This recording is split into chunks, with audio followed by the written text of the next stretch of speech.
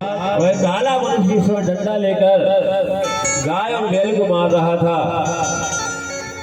देखो गाय की महिमा क्या है, गाय की महिमा क्या है। आज लोग कितना संसार में कितनी दशा दुर्दशा हो रही गायों की।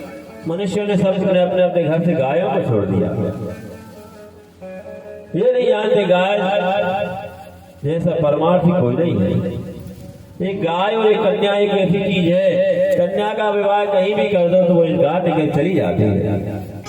इसी प्रकार से गाय होती है, गाय अपने बच्चे को भी दूध पिलाती है और हमें भी दूध देती है। पर हम लोग कितने स्वार्थी हैं, हम लोग कितने स्वार्थी हैं कि जब तक वो दूध देती है तो हम उसको पालते हैं, और जब उसने दूध देना बंद कर दिया तो हमने गाय को छोड़ दिया। धिक्कार है हमारे जीवन को। जिस गाय में 33 करोड़ के देवता रहते हैं, क्योंकि ब्राह्मण मनुष्य न जा रही है, गाय न जा रही है ढोर, और तुलसी वृक्ष न जा रही है तो तीन ही नंद किशोर। ब्राह्मण को मनुष्य मत समझो, गाय को ढोर मत समझो, गाय ढोर नहीं है, और तुलसी को वृक्ष मत समझो, ये भगवान के रूप है। जिसने इनका अनादर कर दिया समझो उसका पतन हो जाएगा। तो ब्राह्मण को मनुष्य मत समझो, गाय को ढोर मत समझो, और तुलसी को वृक्ष मत समझो। और आज के समय में मनुष्य ने सभी ने गायों को छोड़ दिया। जब तक वो दूध देती है उसको खिलाते पिलाते, और जैसे उसने दूध देना बंद कर दिया, धिक्कार है हमारे जीवन को, हम उसको छोड़ देते हैं। ऐसी गैया की महिमा है। तो गाय की महिमा क्या है, श्रवण करें। श्री हरि शरणम। जय श्री राम। सभी लोगों को भजन गाएंगे और ताली बजाते हुए सभी लोग गाएंगे श्री राधे। के आओ आओ कन्हैया रे, आज गैया पुकारती है के आओ आओ कन्हैया रे, आज सड़क पे ढाड़ी ढाड़ी रो रही गैया रे। आओ कन्हैया रे, आज सड़क पे ढाड़ी ढाड़ी रो रही गैया रे।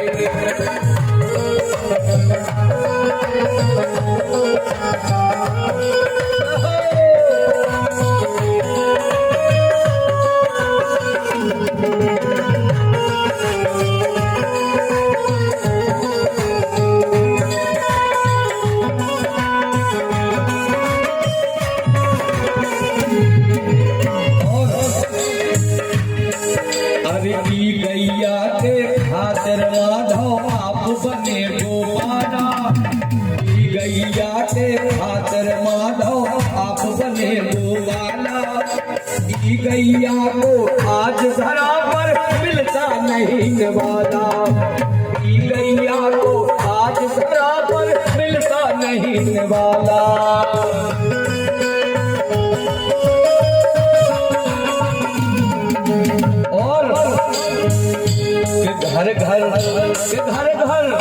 घर घर पाजे कसैया रे, घर घर पाजे कसैया रे, आज सड़क पे ढाली ढाली रो रही गैया रे। आओ आओ कसैया रे, आज सड़क पे ढाली ढाली रो रही गैया रे।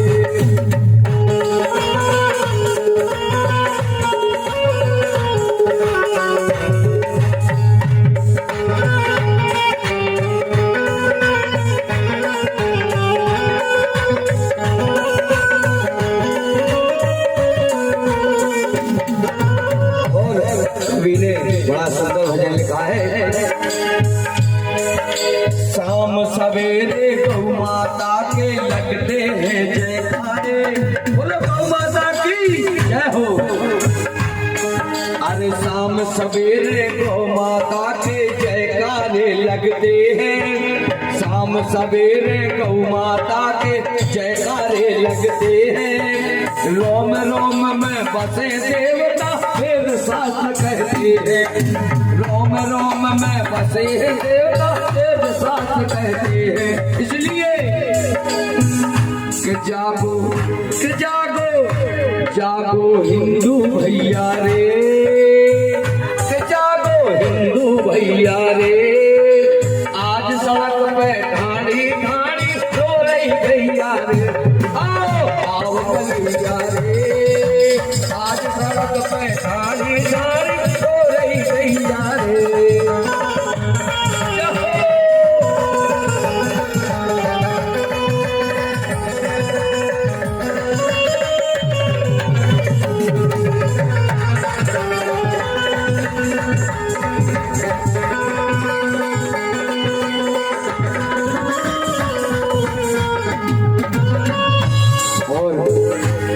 भजन की अंतिम लाइन कवि ने लिखा है, दीन बंधु है करुणा सिंधु है दया सिंधु पधारो, दीन बंधु है दया सिंधु है करुणा सिंधु पधारो, दीन है गैया आज कन्हैया उसके संकट तारो, दीन है गैया आज कन्हैया उसके संकट तारो। आओ के आओ के आओ कन्हैया रे, आओ कन्हैया रे, आज सड़क पे ठाड़ी ठाड़ी रो रही गैया रे, आओ कन्हैया रे, आज सड़क पे ठाड़ी ठाड़ी रो रही गैया रे।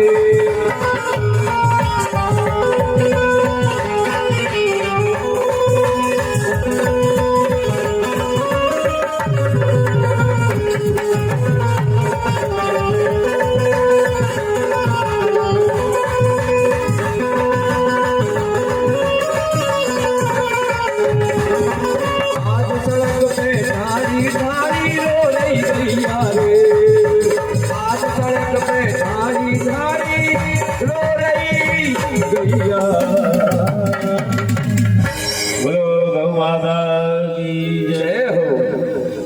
ऐसा संसार है, आज कोई हाल कलयुग की गाय के साथ कर रहा है। गाय रो रही है, गाय के आंसू निकल रहे हैं, बैल भी रो रहा है। एक काला मनुष्य डंडे से गाय और बैल को मार रहा था। राजा परीक्षित ईश्वर देखा, आज क्रोध आ जाता है, अरे दुष्ट, हमारे राज में ऐसा अत्याचार होने लगा। हमारे राज में ये दुष्ट कौन है जो गाय और बैल को मार रहा है। उसी समय राजा परीक्षित क्रोध आ जाता है, धनुष को उठाया, बाण लेकर तैयार हो जाते हैं। जो काला मनुष्य था वो कलयुग था। कलयुग हाथ जोड़ता है, महाराज हमारा समय आ गया है, आप मारना चाहे तो मार डालो। तो कहा तो कौन होगा, मेरा नाम कलयुग है।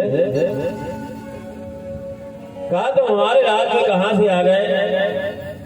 कहा ये तो भगवान का विधान है, सतयुग त्रेता द्वापर और कलयुग, कलयुग आ गया है और आप भगवान के विधान को बिठाना चाहते तो बिठा दीजिए महाराज।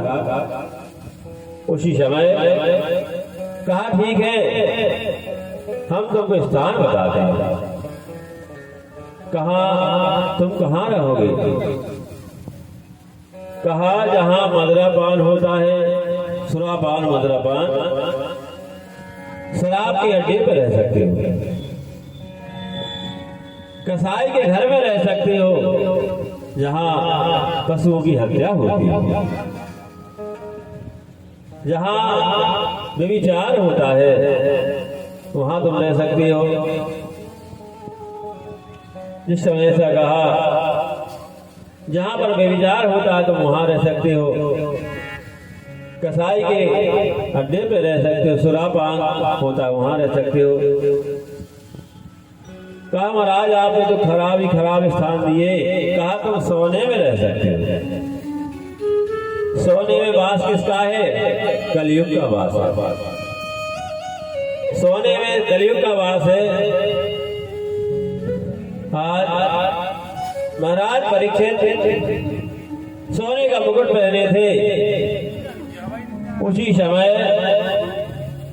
कलियुग सोने के मुकुट में बैठ जाता है और राजा परीक्षित आगे चल पड़ते हैं। चलते चलते इनको प्यास लग जाता है।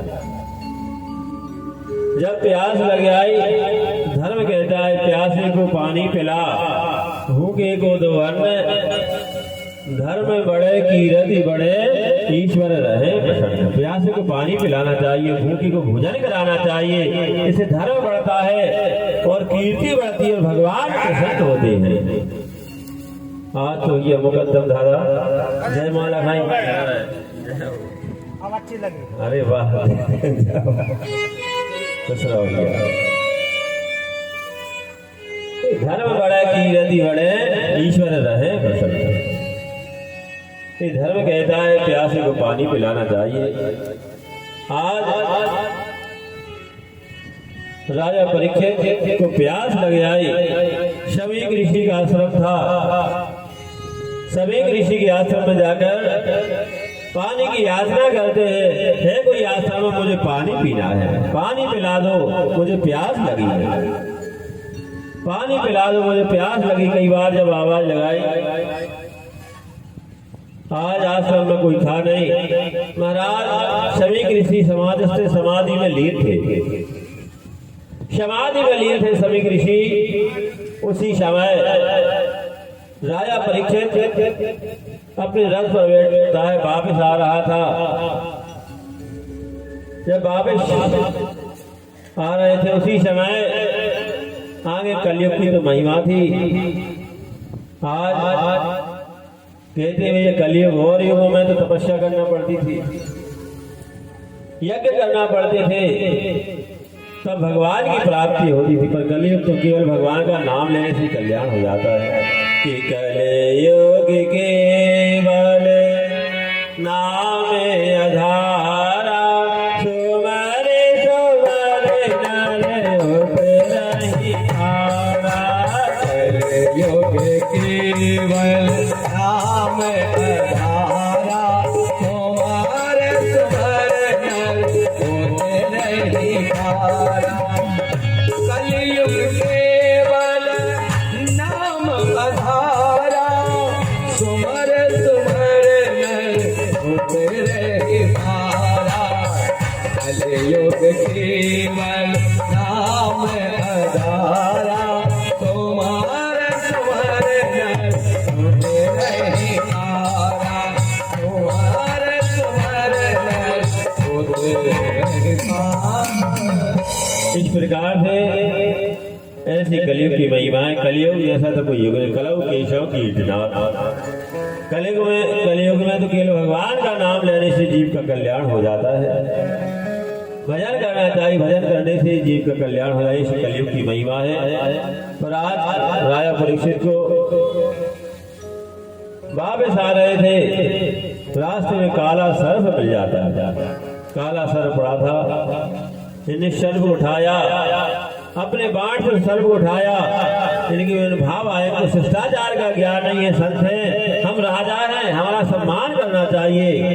इनको शिष्टाचार का ज्ञान नहीं है, हमारा कोई सम्मान नहीं किया। मैंने पानी भी मांगा तो किसी ने पानी नहीं दिया, ऐसा मन में भाव आ गया। और उसी काले सर्प उठाया राजा परीक्षित ने, अपने बाण से उठाया और ले जाकर शमीक ऋषि के गले में डाल दिया। जब गले में डाला, उसी समय एक शिष्य आता है। स्नान करके जब वो शिष्य आया, उसने देखा कि गुरुदेव के गले में काला सर्प पड़ा है। आज वापस आता है और शमीक ऋषि के पुत्र जिनका नाम था सरंगी ऋषि। अरे भैया सरंगी, गुरुदेव के गले में किसी दुष्ट ने काला सर्प डाल दिया। गंगा जी में स्नान कर रहे थे सरंगी ऋषि, हाथ में जल लेते हैं। उसी समय संकल्प कर लेते हैं, जिस दुष्ट ने हमारे पिता के साथ ऐसा दुर्व्यवहार किया हो, जब मैं श्राप देता हूँ कि वह काला सर्प 7 दिन उसको तक्षक बन के डस लेगा। ईश्वर श्राप दे दिया। जब श्राप दिया, अब तो यहाँ पर शमीक ऋषि की आश्रम तो नींद खुल जाती। देखा हल्ला हो रहा है, अरे क्या हो रहा है। उसी समय कहा महाराज क्या हो रहा है। कहा महाराज किसी दुष्ट ने आपके गले में काला सर्प डाल दिया। फिर कहा मैंने शराब दे दिया।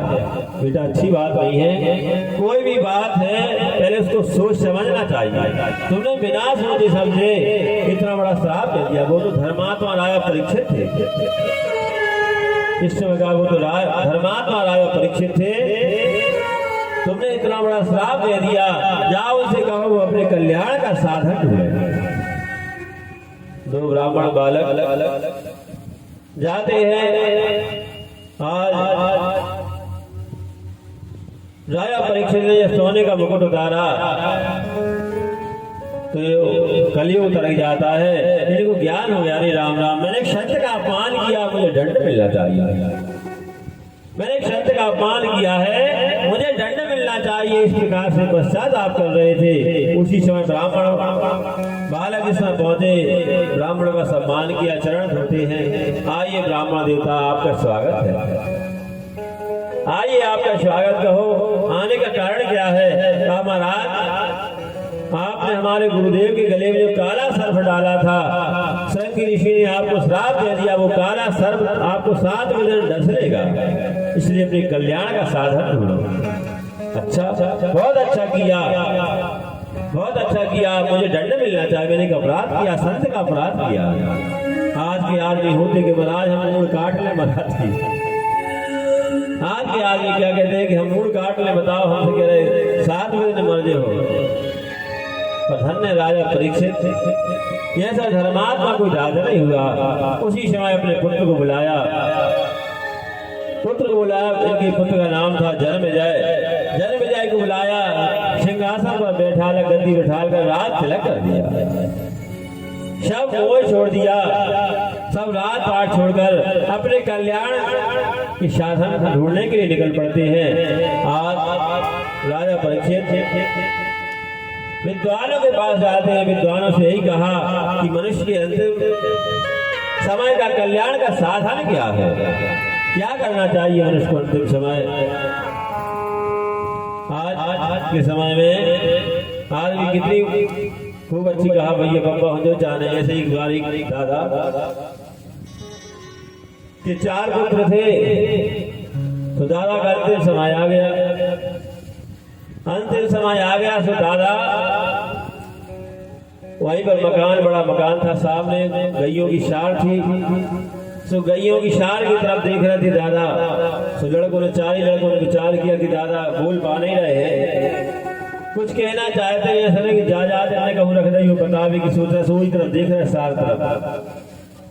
तो लड़कों ने 4 लड़कों ने देखो कहो चाहत खूब कहा दादा बोलो का कहो चाहत, दादा बोल नहीं पा रहे थे। डॉक्टर साहब को बुला, डॉक्टर साहब हमारे दादा इस तरफ देख रहे हैं, ऐसा है कि नाराज के एक बार बोल जाए। डॉक्टर साहब ने कहा ठीक है हाँ लग सकता है, पर पैसे लगेंगे, लग जाने दो। कहा 1000 रुपया लगे। तो 4 लड़कों ने 250 रुपया इकट्ठे करे। डॉक्टर साहब बोला 1000 रुपया। डॉक्टर साहब ने समझ लगा, दादा एक बार बोले, देख रहे थे 60 लाख रुपया दिखा देगा, वो पड़ा छूटो है, वो प्राण निकल गए। जब 1000 कहेंगे तो दादा अंत समय क्या दिखा कि पड़ा दिखा, तो अंत मतीश गति, अंत मतीश गति, अंत समय जैसी हमारी मति होती वैसी गति प्राप्त होती है। तो कहने का मतलब के अंत समय में भजन करना चाहिए। आज राजा परीक्षित का वही हाल हो रहा है। सभी से पूछा अंतिम समय का मनुष्य को क्या करना चाहिए। सभी ने कहा केवल एक ही साधन है, कल्याण का साधन श्रीमद् भागवत की कथा। उसी समय राजा परीक्षित गंगा तट पर जाते हैं। सभी संत महात्मा को से पूछा, उन्होंने यही साधन बताया। तो सुंदर मंच बनाया जाता है, बैठने की उचित व्यवस्था की जाती है। कहा भक्ता कौन होना चाहिए। उसी समय भगवान की प्रेरणा से सुखदेव जी महाराज आता है। सुखदेव जी महाराज माला में, सुखदेव जी महाराज जिस समय आते हैं। राजा परीक्षित ने साष्टांग प्रणाम किया और मंच पर बैठते हैं। राजा परीक्षित भगवान की कथा सुनने के लिए तैयार है। सुखदेव जी महाराज भगवान की श्रीमद् भागवत की कथा श्रवण कराने लगे।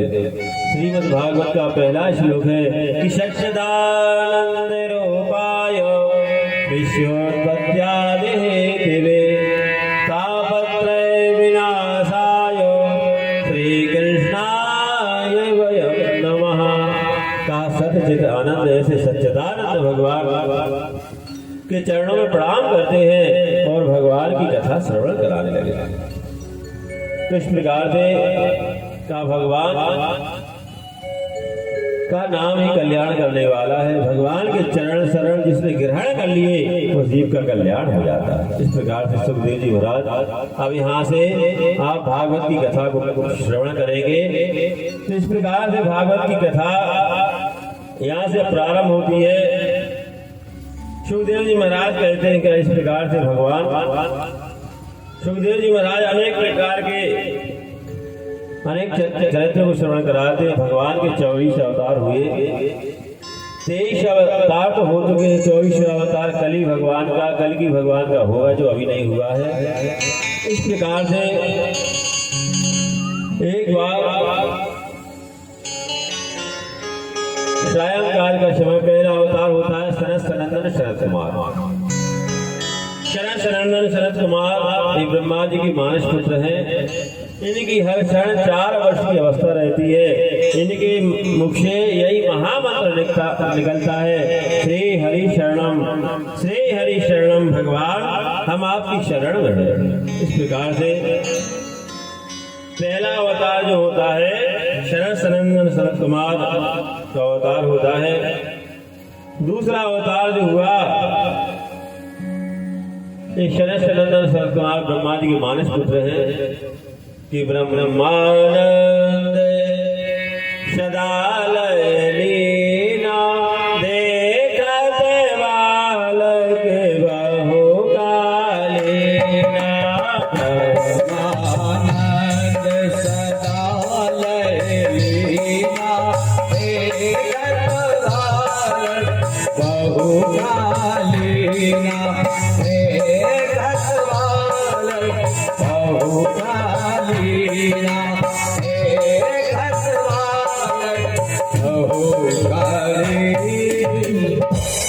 भगवान का पहला अवतार होता है सनत सनंदन शरद कुमार सनातन, ये ब्रह्म ऋषि माने जाते हैं।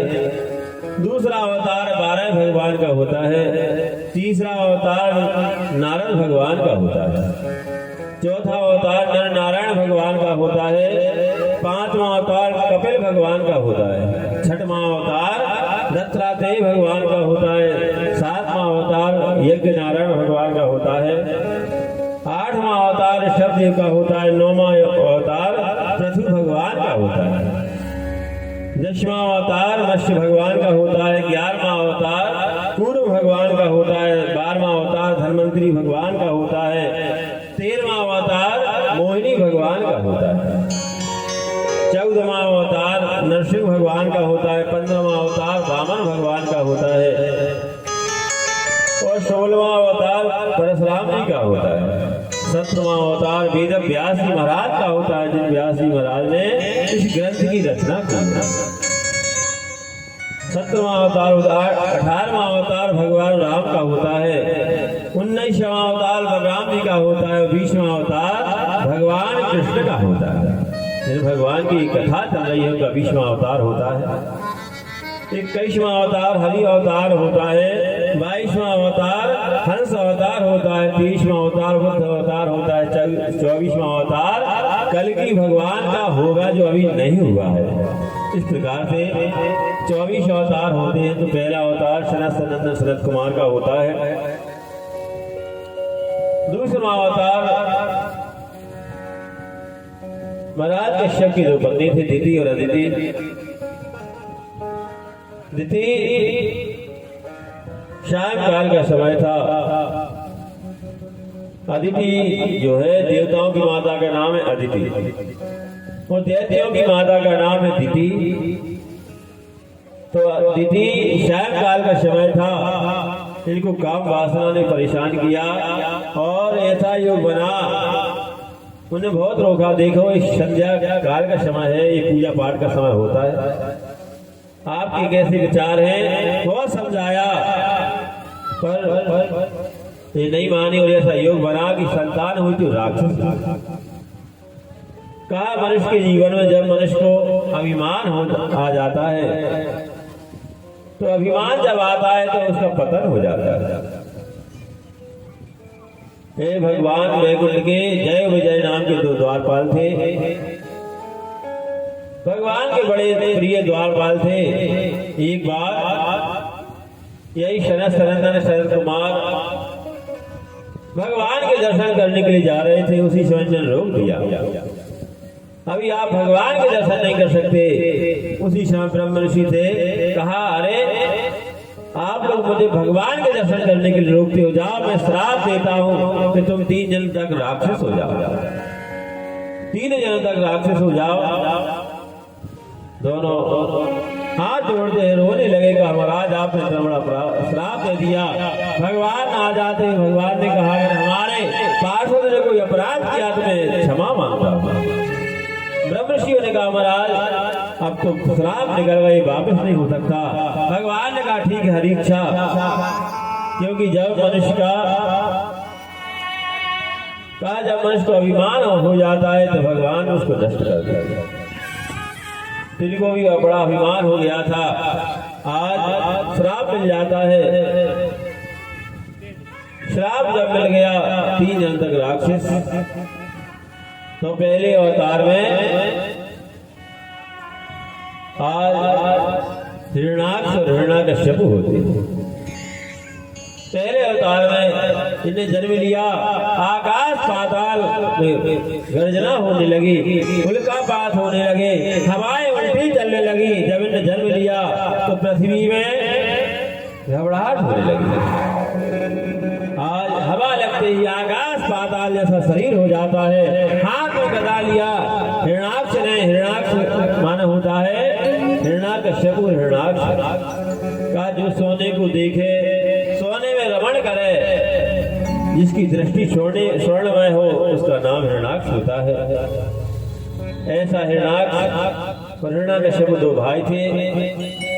जन्म लेते ही आकाश पाताल जैसा शरीर हो जाता है। हिरणाक्ष ने हाथ में गदा लिया और सभी देवताओं को ललकार देता है, कहाँ है वो नारायण, आकर हमसे युद्ध करे। सभी देवता अपने अपने स्थान पर छिप जाते हैं। आज सभी देवता जब छिप गए, समुद्र को ललकार दिया। समुद्र हाथ जोड़ते महाराज मैं नहीं कर सकता। उसी समय कहा कहाँ है वो नारायण, आकर हमसे युद्ध करे। भगवान ने विचार किया कि कहाँ छुप जाए, कहाँ छुप जाए। उसी समय भगवान आज विचार करते कि कहाँ छुप जाए। भगवान जाकर इसके हृदय में बैठ जाते हैं। इसने सारे संसार में ढूंढा कि हमें ढूंढने हम ही चले, हम ही ने खोजा और हम ही ने पाया, और हम ही मिले तो हम ही मिले। इसने सारे संसार में भगवान को ढूंढा, पर भगवान इसके हृदय में बैठे थे, तो भगवान कहीं नहीं गिरे। ललकार इसने अपने बाहुबल के द्वारा पृथ्वी को उठाया और पाताल लोक में ले जाता है। जब पाताल लोक में ले गया, अब तो सारे देवता घबरा जाते हैं, महाराज ये बड़ा दुष्ट है, इसका अत्याचार हम लोग सहन नहीं कर पा रहे। उसी समय भगवान ब्रह्मा जी ने 100 वर्ष तक जल में बैठकर भगवान का स्तवन किया, तब किया। उसी समय भगवान जब 100 वर्ष हो जाते ब्रह्मा जी के, तो ब्रह्मा जी के नाक के दाहिने नकुआ में से 12 भगवान का प्रादुर्भाव हो जाता। बोलो 12 भगवान की जय हो। इस समय ब्रह्मा जी 12 भगवान का जब अवतार हुआ, भगवान का सुंदर शरीर है, पर मुंह कैसा है सुअर का। राजा परीक्षित ने सुखदेव जी महाराज से पूछा कि भगवान ने ऐसा रूप क्यों धारण किया? क्योंकि ये हिरण्याक्ष जो पृथ्वी को ले गया था, इसने जल में क्या भिष्टा बिछवा दिया था, भ्रष्टा बिछवा दिया था। इसलिए भगवान ने विचार किया कि भ्रष्टा को साफ कौन करते हैं? शिवर करते हैं। इसलिए भगवान 12 का रूप धारण करते हैं और भगवान हाथ में गदा लिए चले जा रहे हैं। चलते चलते हिरण्याक्ष सिंहासन पर बैठा हुआ था। भगवान ने ललकार दिया, आओ दुष्ट हमसे युद्ध करो।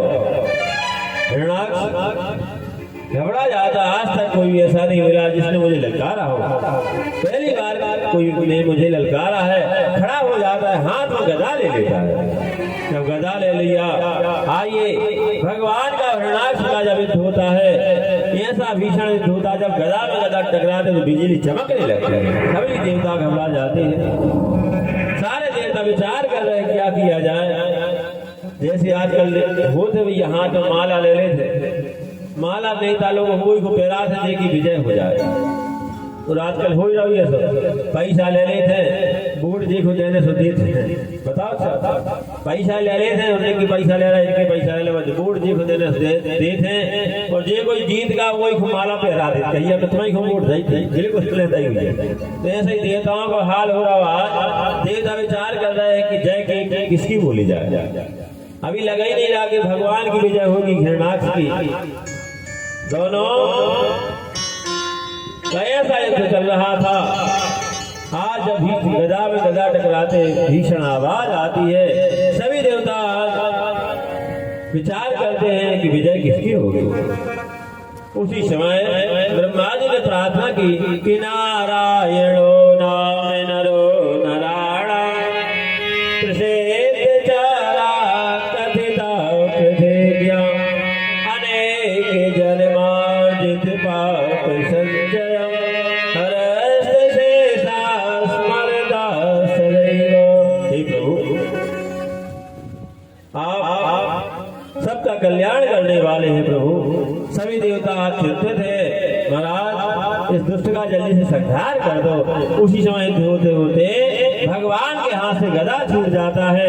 जब भगवान के हाथ से गदा छूटा तो हिरण्याक्ष ने कहा मैं निहत्य प्रभाव नहीं करता, अपना गदा उठा लो। भगवान ने कहा जिसको मैंने छोड़ दिया उसको कभी मैं उठाता नहीं, जिसको मैंने छोड़ दिया इसको मैं कभी नहीं उठाता। जब लंका में समुद्र का पुल बन रहा था, सभी वानर राम राम लिखकर पत्थर छोड़ते, पत्थर स्थिर हो जाते हैं। भगवान राम ने एक बार विचार किया कि एक आध पत्थर हम छोड़े। भगवान ने जब अपने हाथ से पत्थर छोड़ा तो वो डूब गया। जब डूब गया सबने कहा महाराज आपने पत्थर छोड़ा डूब गया। तो भगवान ने कहा जिसको मैं पकड़ लेता उसका जीवन सफल हो जाता है, और जिसको मैं छोड़ देता उसका जीवन नष्ट हो जाता है। ये भगवान की महिमा है। तो आज भगवान ने भी कहा जिसको मैं छोड़ देता हूँ उसको मैं कभी नहीं पकड़ता, निहत्थे पे बात नहीं करता। तो आज मल्लयुद्ध होने लगता है। जब मल्लयुद्ध होने लगा उसी समय हिरण्याक्ष और हिरण्याकश्यप का मल्ल युद्ध होता है। कभी हिरण्याक्ष को भगवान पटक देते हैं, कभी हिरण्याक्ष भगवान को पटक देता है। सभी देवता लोग आज प्रार्थना कर रहे प्रभु जल्दी करो। भगवान को क्रोध आ जाता है। भगवान ने जम के मारा झटका, उठा के पटका, बन गया खटका। बोलो भक्त वत्सल भगवान की, बोलो 12 भगवान की। इस समय आज 12 भगवान ने इस हिरण्याक्ष को पृथ्वी पर पछाड़ दिया। भीषण आवाज आती है।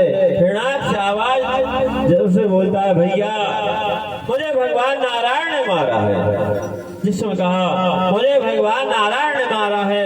हिरण्याकश्यप ने संकल्प कर लिया अगर मेरे भाई को भगवान नारायण ने मारा है तो मैं संसार से नारायण का नाम मिटा दूंगा। जिस समय ऐसा कहा संसार से नारायण का नाम मिटा दूंगा। इस प्रकार से प्रतिज्ञा करेंगे। आज सभी देवता भगवान से प्रार्थना करते हैं हे प्रभु ऐसे दुष्ट का आपने संहार कर दिया। सभी प्रार्थना करते हैं कृष्णम नारायणम वंदे, कृष्णम वंदे ब्रजप्रियम, कृष्णम द्वैपायनम वंदे, प्रकार से भगवान अपने बाहुबल के द्वारा सभी देवताओं ने हिरणाक्ष 12 भगवान की आज पूजन करते हैं। 12 भगवान की पूजन करने के बाद 12 भगवान उस पृथ्वी को अपने बाहुबल के द्वारा ऊपर लाकर स्थिर कर दिया। भगवान और पृथ्वी का संसर्ग हो जाता है तो कहा जाता कि जैसा खाते अन्न वैसा होता मन। अगर हम सात्विक भोजन करेंगे तो हमारा सात्विक मन होता है, तामसिक भोजन करेंगे तो हमारा मन भी विचलित हो जाता है, बिगड़ जाता है, गुस्सा आती है, क्रोध आता है। तो जैसे हम जैसा खाते अन्न वैसा होता है मन, और जैसा पीते हैं पानी वैसी बोलते हैं वाणी। आज भगवान ने राक्षस को मारा था और पृथ्वी को लेकर आए तो भगवान और पृथ्वी का संसर्ग हो जाता है तो भगवान का पुत्र कैसा हुआ? राक्षस हुआ। भगवान का पुत्र भी राक्षस होता है।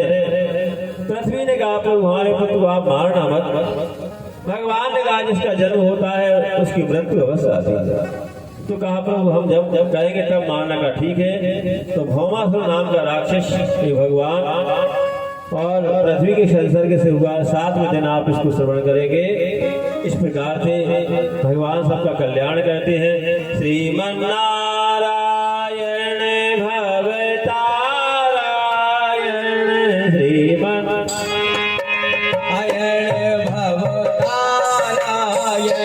श्रीमन्नारायण नारायण नारायण श्रीमन्नारायण नारायण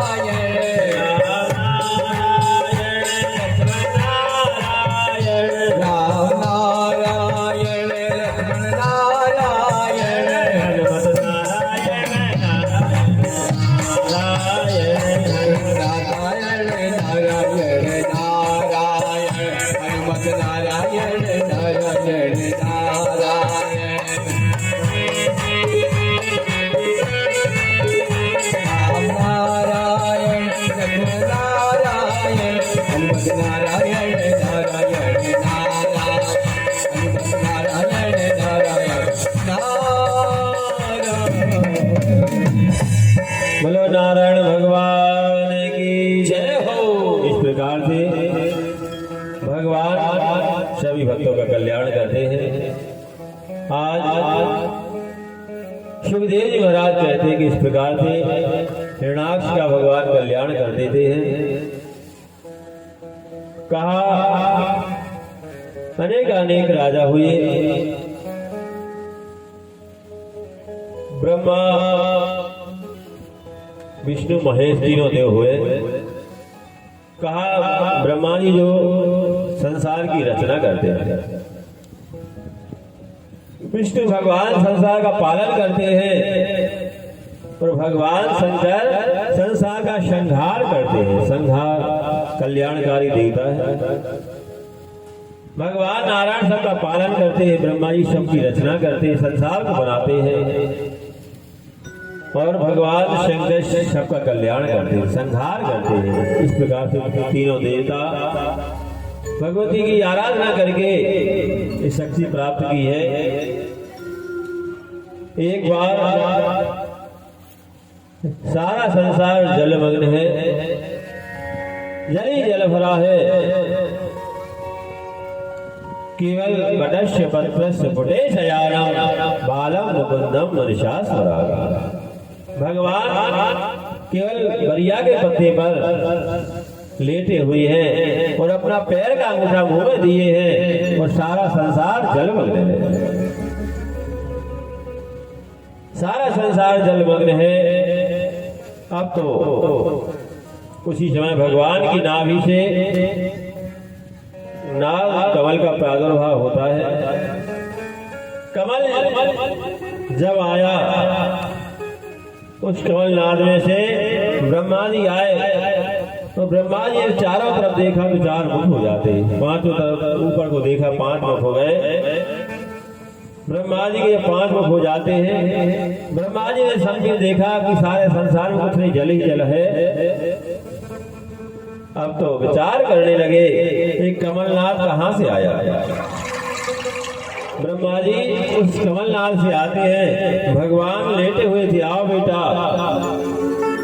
जिस समय भगवान ने कहा बेटा कि आप हमारे पिता कैसे हो सकता है, भगवान ने कहा जो जन्म देता है वो पिता कहलाता है। तुमने हमारी नाभि से जन्म लिया इसलिए हम पिता हैं। अच्छा, कैसे पिता हो? कहा हमारे नाभि से सारा संसार जो है हमें समाहित है। जिस समय ऐसा कहा कि सारा संसार हमें समाहित है, ब्रह्मा जी ने कहा रे ये तो हम में भी है।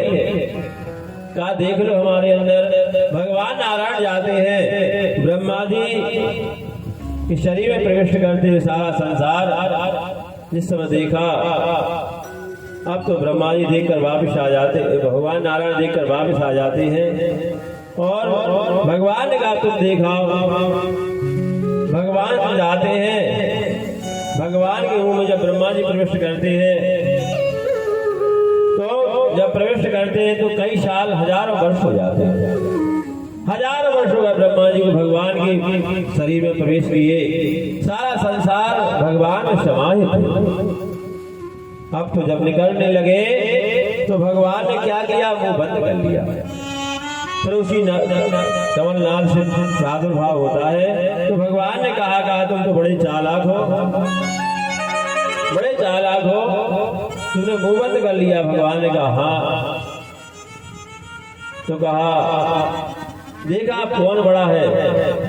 ब्रह्मा जी कहते इसको हम नहीं मानते,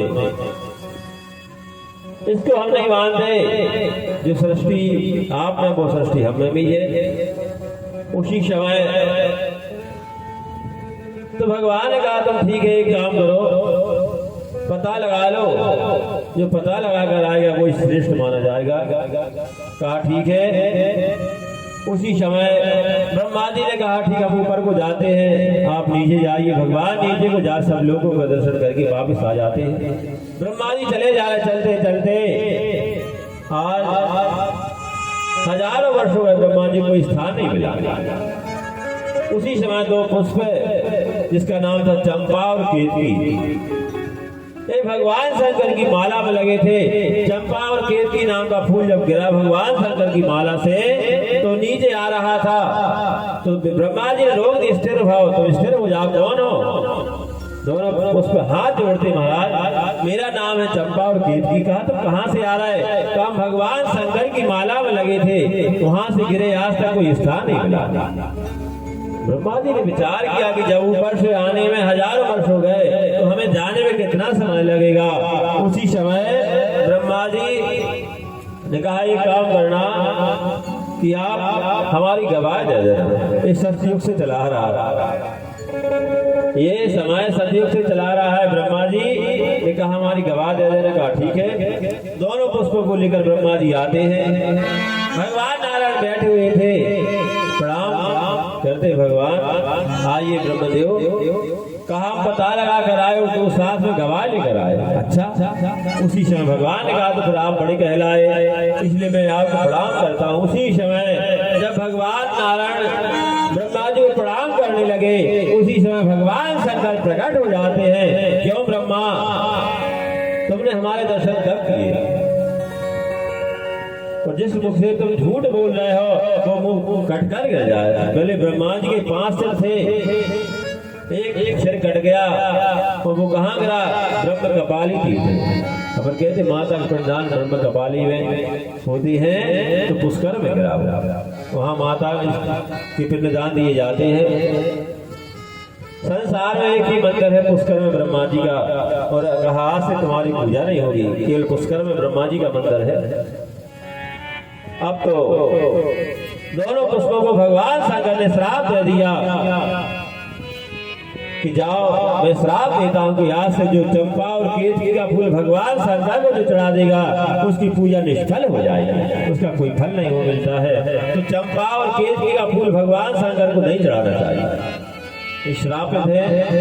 इस प्रकार से उसी समय 2 शब्द आते हैं, ता और पा, तब करो। एक तेज पुंज आता है, उसमें से आवाज आई कि हमारे पीछे चले आओ तीनों देवता ब्रह्मा विष्णु महेश। आज उस तेज पुंज के पीछे चले जा रहे, चलते चलते आज जल में प्रवेश करते हैं। वहां पर आदि शक्ति जगत जननी महामाया हजारों देवियां जिनकी सेवा में लगी हैं। आज ब्रह्मा विष्णु महेश ने इस माता को प्रणाम किया। प्रणाम करते तीनों देवता स्त्री बन जाते हैं। स्त्री बन गए, ये भूल गए कि हम तो देवता लोग थे, सेवा में लग जाते हैं। 6 वर्ष और 6 माह हो गए सेवा करते करते मैया की। एक दिन ऐसा योग बना कि तीनों देवता इकट्ठे होते हैं और कहने लगे हम लोग तो देवता थे, यहाँ पर स्त्री बने हैं, चलो मैया से प्रार्थना करें। तीनों देवता आज जगत जननी माता से जाकर प्रार्थना करने लगे कि देवी प्रपन्नाथ हरे प्रसीद प्रसीद मातर जगतो खिलस्य प्रसीद विश्वेश्वरी पाहि विश्वम त्वमेश्वरी देवी चराचरस्य। हे जगत जननी माता, आपका तो चराचर में वास है माँ, हम लोग को आशीर्वाद दो माँ। प्रार्थना जिस समय की उसी समय ब्रह्मा जी को रजोगुण शक्ति प्रदान की कि आज से तुम संसार की रचना करना। भगवान नारायण को सतोगुण शक्ति प्रदान कर दी कि आज से तुम संसार का पालन करना, और भगवान शंकर को तमोगुण शक्ति प्रदान कर दी तुम संसार का संहार करना। इस प्रकार से तीनों देवता आज आशीर्वाद लेकर आए। ब्रह्मा जी ने सारे संसार की रचना की, सारे संसार की रचना करते हैं ब्रह्मा जी, सारे संसार को बनाया। जितनी सृष्टि सब को बनाते हैं ब्रह्मा, पेड़ वृक्ष लताएं सब बनाए, और मनुष्य मरीचि को उत्पन्न किया, गोद से नारद को उत्पन्न किया, हृदय से धर्म को उत्पन्न किया, पृष्ठभाग से धर्म को उत्पन्न किया। इस प्रकार से ब्रह्मा जी ने सारा संसार को रच दिया। अब तो जब सारे संसार को रचा, उसी समय मनुष्य को जब रचा, गृहस्थ आश्रम के लिए कहा, रुद्रों को रचा। गृहस्थ आश्रम स्वीकार करो नहीं। अब दक्ष प्रजापति को बनाया। दक्ष प्रजापति ने कहा ठीक है, और मनुष्य शत्रुपा होते, तभी से सृष्टि का क्रम चला। इस प्रकार से तो सृष्टि सारा संसार तभी से क्रम चलता है। तो दक्ष प्रजापति देवताओं के सेनापति बनाए जाते हैं। आज मनु और शत्रुपा ने गृहस्थ आश्रम को स्वीकार कर लिया। तो मनु महाराज के 2 पुत्र हुए। एक का नाम था प्रियव्रत और तानपाद। प्रियव्रत और तानपाद, महाराज तानपाद का अर्थ होता है जो अपने पैरों को ऊपर करके सारे संसार की जो यात्रा कर ले, इसका नाम होता है उत्तानपाद। कहा उत्तानपाद तो सभी होते, हम और आप जब जन्म लेते तो हमारे पैर नीचे से रहता, ऊपर को पैर रहते हैं, सभी उत्तानपाद कहलाते हैं। तो आज महाराज उत्तानपाद जन्म होता है, लालन पालन में शिक्षा दीक्षा प्राप्त होते हैं। ये राजा राजपाट को स्वीकार कर लेते हैं। महाराज कानपाद के यहाँ 2 पत्नी थी, एक का नाम था सुनीति, एक का नाम था सुरुचि। कहा जिसके जीवन में नीति अच्छी होती है, कहा उसका फल कैसा होता है, उत्तम, कभी नष्ट होने वाला नहीं। जिसकी नीति अच्छी होती है, कहा उसका फल कैसा होता है, ध्रुव माने अटल होता है, कभी नष्ट होने वाला नहीं है। और जिसकी रुचि होती है अच्छे कपड़े पहनने की, अच्छे भोजन करने की, वो कभी भी नष्ट हो जाता है। तो एक पत्नी का नाम था सुनीति, एक का नाम था सुरुचि। पर महाराज का प्रेम ज्यादा सुरुचि से था, सुरुचि से ज्यादा प्रेम था। एक बार महाराज के दोनों पुत्र, एक पत्नी के पुत्र का नाम था ध्रुव, एक का नाम था उत्तम। दोनों पुत्र खेल रहे थे बगीचे में। उसी समय महाराज कानपाद घूमकर वापस आ रहे थे। दोनों पुत्र को देखा, बड़े प्रसन्न हो जाते, बैठ जाते हैं दोनों पुत्र, क्योंकि अपना हमारा भी काम यही है, हम घर जाते हैं तो हमारे बच्चे हमारे लिए दौड़ पड़ते, पिताजी पापा आ गए, पिताजी आ गए। कहा तो इसी प्रकार से महाराज कानपाद जब बैठ गए बगीचे में, दोनों पुत्र आकर गोद में बैठने लगे। उत्तम तो नहीं बैठ पाया, पर ध्रुव पिता की गोद में बैठ गया। सुरुचि ने देखा, अरे हमारा पुत्र नीचे खड़ा है, ध्रुव गोद में बैठ गया। क्रोध आ जाता है, क्रोध में आई और ध्रुव का हाथ पकड़ के नीचे कर दिया और कहा तुम पिता की गोद में नहीं बैठ सकते, तुम्हारा अधिकार नहीं है पिता की गोद में बैठने का। तो हमारे पुत्र उत्तम का है, उत्तम को गोद में बैठा दिया। इस समय उत्तम को बिठाया, ध्रुव महाराज रोने लगे। 5 वर्ष की अवस्था थी। 3 हट होती है, बाल हट, राज हट, प्रिया हट। 3 हट होती है, तो बाल हट थी। आज ध्रुव महाराज रोने लगे। ध्रुव महाराज रोते हुए आज माँ के पास आते हैं। माँ के पास आए, कहा माँ मुझे छोटी माँ ने पिता की गोद से अलग कर दिया।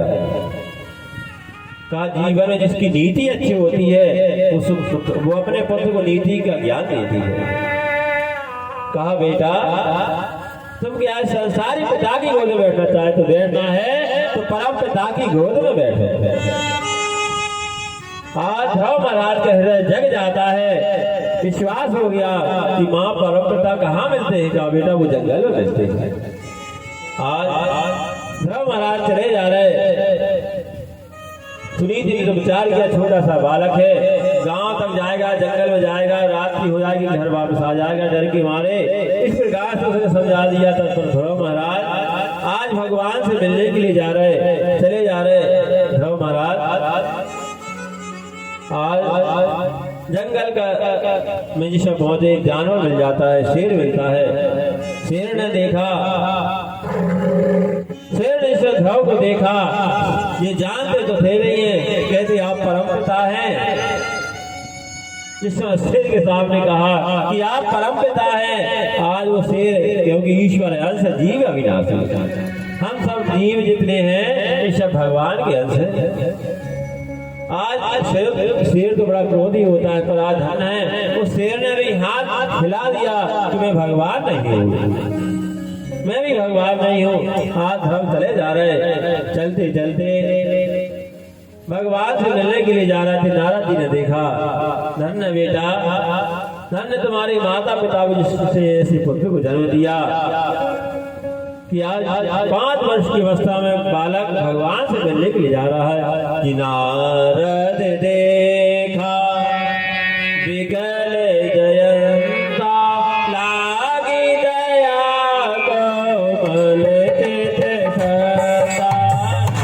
नारद देखा विकल जयंता, दया कोमल चित करता, लागी दया कोमल चित करता, लागी दया कोमल चित। इस प्रकार से नारद जी को दया है। जिस प्रकार से जयंत ने सीता जी का अपराध कर दिया था, सभी में घूमा, किसी ने शरण नहीं दी, तो नारद जी ने देखा, नारद जी ने वही कहा जिन परमात्मा का तुमने अपराध किया उनकी शरण में जाओ। सत्य का ये महत्व है, उनके दर्शन से पाप नष्ट हो जाते हैं। नारद जी ने ऐसा देखा तो आज नारद जी को दया आ गई। कितना सा बालक भगवान से मिलने के लिए जा रहा है, आज नारद जी आते हैं। नारद जी को देखकर ध्रुव महाराज प्रणाम करते हैं कि आप परमपिता हैं, परमपिता है कि प्रभु मैं पिता तो नहीं हूँ, परमपिता नहीं हूँ, मैं उसे मिला देने वाला हूँ। ईश्वर कहा मैं तो उसे मिला देने वाला हूँ। जिस समय ऐसा कहा तो ध्रुव को और विश्वास हो गया, तो ठीक है आप मुझे उनसे मिला दीजिए। कहा कोई ऐसे नहीं मिलते। कहा कैसे मिलते? कहा भगवान का भजन करना पड़ता है, पहले उनका भजन करो। कहा ठीक है बताओ हम क्या करें? कहा पहले बेटा गुरु मंत्र लो, बिना गुरु की कृपा से कुछ नहीं होता, क्योंकि गुरु दीक्षा के बिना भगवान की प्राप्ति नहीं हो पाती। इसलिए बेटा पहले गुरु मंत्र लो, और गुरु मंत्र लेकर भगवान का भजन करना, भगवान की प्राप्ति हो जाएगी। उसी समय देवर्षि नारद जी ने 12 अक्षर वाला महामंत्र ध्रुव के कान में से उच्चारण कर दिया। ओम नमो भगवते वासुदेवाय। इस समय ऐसा कहा कि ओम नमो भगवते वासुदेवाय। इस समय इस मंत्र को उच्चारण किया, आज ध्रुव महाराज का शरीर और जग जाता है।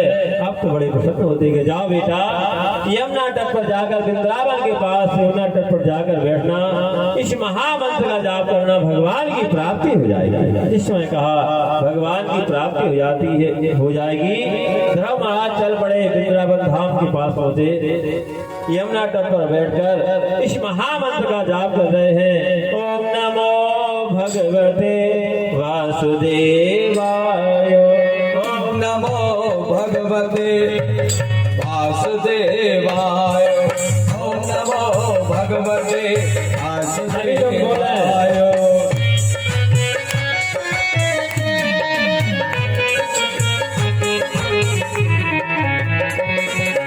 ओम नमो भगवते वासुदेवाय। ओम नमो भगवते वासुदेवाय।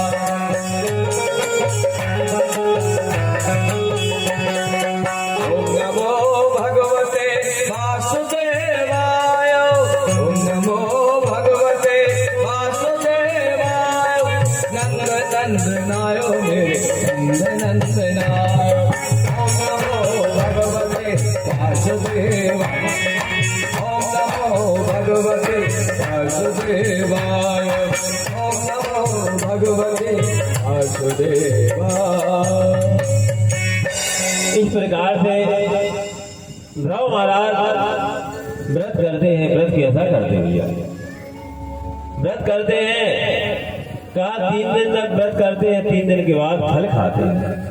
और अपन लोग क्या करते हैं भैया? उपवास से जितना देते हैं, सो भोजन से ज्यादा तो खाते हैं, फलार करते हैं, खूब बड़ा खाते हैं तल तल के। और तलक में देखो आज हम उपवास है, हम गुस्सा आ रही, कई उपवास है हमें गुस्सा आ रही। उपवास का मतलब क्या है समझा आज तक कोई नहीं। उपवास माने उपासना करना, भगवान की आराधना करना चाहिए। हम लोग उस दिन उपवास रहेंगे और गुस्सा आए सबसे लड़े घर भर से कि आज हम उपवास है, देखो हमें गुस्सा आए, तो उसका मतलब क्या हुआ? व्रत का मतलब यही है, व्रत होता है मन से। मन को साफ रखो, अच्छा देखो, अच्छा सुनो और अच्छा बोलो, यही तो व्रत है। अन्न छोड़ने से कोई व्रत नहीं होता, अन्न छोड़ने से कोई व्रत नहीं होता। व्रत का मतलब यही है, अच्छा बोलो, अच्छा देखो और अच्छा सुनो, यही तो सबसे बड़ा व्रत है जीवन का। उपास का मतलब उपासना करो, भगवान की आराधना करो, उसी का नाम है उपास।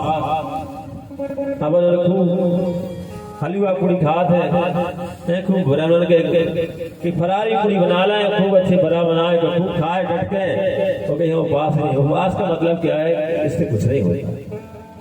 ध्रुव महाराज की 5 वर्ष की अवस्था थी, 5 साल के थे, और 5 साल में 3 दिन का व्रत करते हैं, 3 दिन के बाद केवल फल खाए। ओम नमो भगवते वासुदेव, इसी मंत्र का जाप करते 3 दिन तक व्रत करते हैं। 3 दिन के बाद कल फल खाते, 1 माह बता दिया, दूसरा माह जब लगा तो 6 दिन का व्रत किया। 6 दिन का व्रत किया ध्रुव महाराज ने। 6 दिन के बाद फल को छोड़ दिया, केवल पत्ते खाते हैं। 6 दिन के बाद केवल पत्ते खाए और उसके बाद 6 दिन का फिर व्रत करते हैं। तीसरे माह में 9 दिन का व्रत करते हैं। 9 दिन व्रत करते हैं। 9 दिन के बाद केवल पानी पीते हैं। पत्तों का भाई क्या कर दिया ध्रुव महाराज ने। 9 दिन के बाद केवल पानी पीते हैं। तीसरा माह बिता दिया। चौथा माह जब लगा तो 12 दिन का व्रत किया। 12 दिन के बाद केवल वायु का भक्षण करते हैं। वायु का भक्षण करना कैसा कर सकते हैं कि योग क्रिया के द्वारा संत महात्मा जो लोग होते हैं, महापुरुष जो होते हैं, केवल वायु का भक्षण कर लेते हैं। जंगलों में रहते उनको कहाँ से भोजन मिलते हैं? वहां पर केवल वायु का भक्षण के द्वारा वो जिंदा रहते हैं। 4 माह जब बीत गए, 5वां माह लगा, इन वायु को भी जीत लिया। जब वायु को इसने अपने बस में कर लिया तो संसार में त्राय मच जाती है। सभी देवता पशु जीव सब परेशान होने लगे। भगवान की शरण में जाते कि प्रभु रक्षा करो। कोई भक्त बड़ा तप कर रहा है। भगवान लक्ष्मी नारायण भगवान जाते हैं। आज ध्रुव महाराज नेत्र बंद किए, हृदय में भगवान का ध्यान कर रहे थे, इसी मंत्र का जाप कर रहे थे। ओम नमो भगवते वासुदेवाय, ओम नमो भगवते वासुदेवाय, ओम नमो भगवते वासुदेवाय, ओम नमो भगवते वासुदेवाय,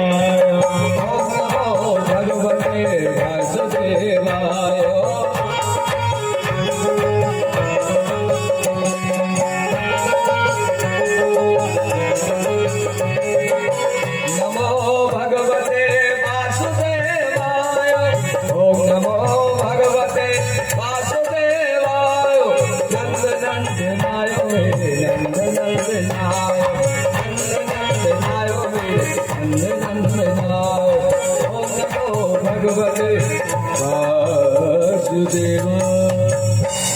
कहा भगवान से ऐसा प्रेम होना चाहिए। सच्चा प्रेम जिसका होता है भगवान को उसकी प्राप्ति हो जाती है।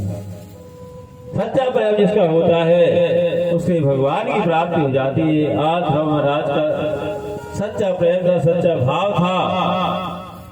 सच्चा भाव प्रेम होने के कारण भगवान सामने खड़े हैं। लक्ष्मी नारायण भगवान सामने खड़े। ध्रुव महाराज नेत्र बंद किए, भगवान का ध्यान कर रहे थे। आज भगवान का जो स्वरूप था भगवान ने ध्रुव के हृदय से खींच लिया। ध्रुव महाराज घबरा जाते हैं, नेत्र खोलते तो भगवान सामने खड़े हैं। पढ़े लिखे थे नहीं, ज्ञान था नहीं। पढ़े लिखे थे नहीं, ज्ञान था नहीं कि भगवान सब क्या कहे। भगवान ने अपने 5 नाम का शंख ध्रुव महाराज के दाने गाल में स्पर्श करा दिया। आज ध्रुव महाराज ज्ञान से परिपूर्ण हो जाते हैं। हाथ जोड़कर प्रार्थना करने लगे। प्रवेश्य मम वाचि मां प्रचोदता संजीवयत खल शक्ति धरा सुधावना अन्यास हस्त चरण श्रवणात् गादे प्राणान्नवो भगवते पुरुषाय तुभ्यम्। इस समय आज ध्रुव महाराज 12 श्लोक के द्वारा भगवान की स्तुति करने लगे। आज ध्रुव से भगवान ने कहा, बेटा ध्रुव मांग लो तुम्हारा मनोरथ क्या, तुम क्या चाहते हो वरदान मांग लो। ध्रुव महाराज ने कहा, प्रभु मैं मांगने के लिए नहीं आया। तो भगवान ने कहा, और क्या चाहिए, किसके लिए आए? तो मैं तो आपकी गोद में बैठने के लिए आया। भगवान के आंसू आने लगे। धन्य बेटा, तुम्हारे जैसा कोई भक्त नहीं हुआ। भगवान ने ध्रुव को उठाया और अपनी गोद में बिठा लिया। धन्य उस भक्त के भाग जिसको भगवान की गोद प्राप्त हो जाए। आज भगवान की गोद में बैठे हैं ध्रुव महाराज। बेटा मान लो क्या चाहिए, मान लो क्या चाहिए। ध्रुव ने कहा हमें कुछ नहीं चाहिए, हम जब आपको याद करें तो याद का उल्टा क्या बन जाता है, दया। जब हम आपको याद करें तो आप हमारे ऊपर दया बरसाना प्रभु, इसलिए हम आपकी याद करते रहे। भगवान से यही भक्ति मांगना चाहिए, लगन लगाना चाहिए कि प्रभु आपकी चरणों में हमारा प्रेम लगा है। जिसने अपने भगवान के चरणों में अपनी लगन लगा ली उसका जीवन सफल हो जाता है। श्री हरि शरण। लगन तुमसे लगावे लगन तुमसे लगावे जो होगा देखा जाएगा। लगन तुमसे लगावे जो होगा देखा जाएगा।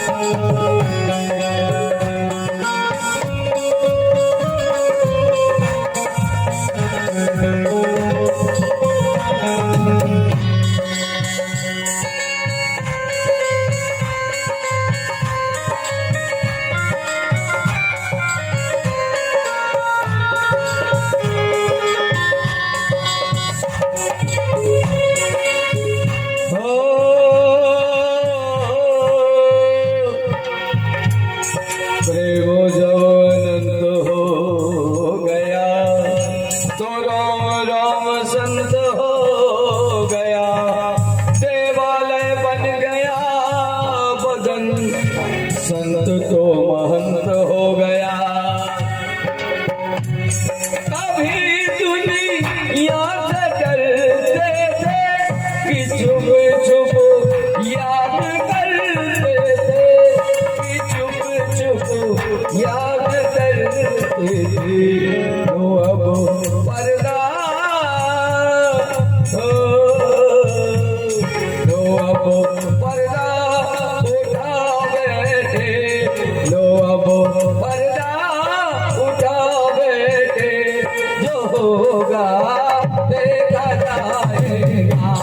लगन तुमसे लगा बैठे जो होगा देखा जाएगा।